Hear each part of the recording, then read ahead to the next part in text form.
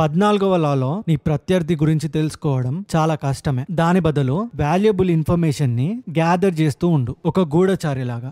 దానివల్ల అది ప్రతిసారి నీ అడుగుని ముందే పెడుతుంది, కానీ నీకే నువ్వు స్పై లాగా మారు. మరి ఎందుకు ఇది మ్యాటర్ అంటే, నీ దగ్గర పవర్ నీ శక్తితోటి మాత్రమే, నీ బాడీతోని మాత్రమే రాదు. అది ఎక్కడి నుండి వస్తుందంటే, నీ దగ్గర ఏం ఇన్ఫర్మేషన్ ఉంది అనే దాని దగ్గర నుంచే నీ పవర్ వస్తుంది. ఏ పర్సన్ కి అయితే వాళ్ళ ప్రత్యర్థి నుంచి ప్రతిదీ తెలుస్తుందో, అంటే వాళ్ళ భయం అయినా, వాళ్ళ వీక్నెస్ అయినా, లేదా వాళ్ళ ప్లాన్స్ అయినా, అప్పుడు ఒక స్టెప్ ముంగట ఉన్నట్టే. ఇంకా తెలివి కల్లా దారి ఏందంటే, ఆ విషయాలు తెలుసుకోవడానికి వాళ్ళని ఫోర్స్ చేసి అడగటం కన్నా నువ్వు వాళ్ళ ఫ్రెండ్ లాగా మారు. వాళ్ళే ప్రతి ఒక్కటి నీకు చెప్తారు. నువ్వు ఎప్పుడైతే ఒక ఫ్రెండ్ లాగా మారుతావో, అప్పుడు ప్రజలు వాళ్ళ కవచాన్ని నిప్పి నీ పక్కన కూర్చుంటారు. నీతోని ప్రతి ఒక్క సీక్రెట్ ని షేర్ చేస్తారు. వాళ్ళకు తెలియకుండానే వాళ్ళ వెపన్స్ ని నీకు ఇచ్చేస్తారు, నీ కంట్రోల్లో పెట్టి. ఇక్కడ మన హిస్టరీ ఎగ్జాంపుల్ లో కూడా చెప్పేది ఇదే. ఎంపరర్ అక్బర్ గురించి. ఇండియన్ హిస్టరీలోనే అక్బర్ ఈ లాలో ఒక మాస్టర్ చేసి ఉన్నాడు. మొఘల్ ఎంపైర్ ని ముందుకు తీసుకుపోనికి అతను కఠినంగా మాత్రమే లేడు, అతని ఇన్ఫర్మేషన్ మీద కూడా ఆధారపడి ఉన్నాడు. వేషధారణ లాగా ప్రజల్ని పంపించాడు. కొందరిని మర్చెంట్స్ లాగా, కొందరిని ట్రావెలర్స్ లాగా,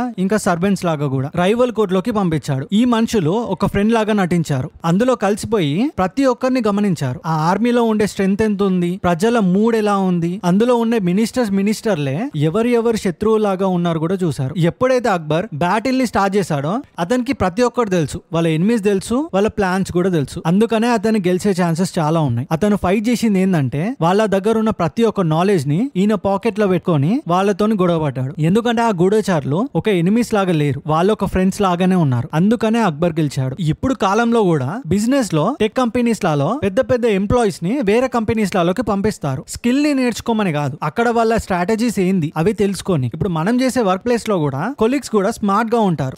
చిన్నగా క్యాజువల్ క్వశ్చన్స్ వేస్తారు, ప్రతిదీ కేర్ఫుల్ గా వింటారు, అండ్ బాస్ గురించి కూడా ప్రతి ఒక్కటి తెలుసుకుంటారు. అలానే పర్సనల్ లైఫ్ లో నీ కాంపిటేటర్ ఏం ప్లాన్ వేస్తుండో నీకు తెలుసుకోవాలని ఉందా, అయితే వాళ్ళని ప్రశ్నించకు, వాళ్ళతోని ఒక ఫ్రెండ్ లాగా మారు. వాళ్ళే ప్రతి ఒక్కటి నీ దగ్గర చెప్పేస్తారు. కానీ ఇక్కడ కామన్ మిస్టేక్ ఏంటంటే, ప్రతి ఒక్క మనిషి ఆపోజిట్ గానే చేస్తారు. వాళ్ళ గురించి వాళ్ళే ఎక్కువ మాట్లాడేసుకుంటారు. ఎదుటి వారి గురించి ఏం తెలుసుకోకుండానే వాళ్ళ ప్లాన్స్ ని, వాళ్ళ సీక్రెట్ ని ఈజీగా చెప్పేస్తారు. దీనివల్ల ఎదుటి వాళ్ళు నేను ఈజీగా ప్రెడిక్ట్ చేస్తారు. నీ పవర్ ఏంటిది కూడా వాళ్ళు ఈజీగా తెలుసుకుంటారు. అప్పుడు నేను ఓడించడం పెద్ద విషయం ఏం కాదు వాళ్ళకి. సో ఇక్కడ లెసన్ ఏంటంటే, ఓపెన్ గా కనిపి, ఒక ఫ్రెండ్ లాగా బిహేవ్ చేయి, కానీ గుర్తు పెట్టుకో, నువ్వు ఎంత మాట్లాడతావో అంతకంటే ఎక్కువనే విను. ఎదుటి వారి విషయాలు, వాళ్ళ సీక్రెట్స్ నువ్వు తెలుసుకున్నావంటే నీ దగ్గరనే ఎక్కువ పవర్ ఉన్నట్టు.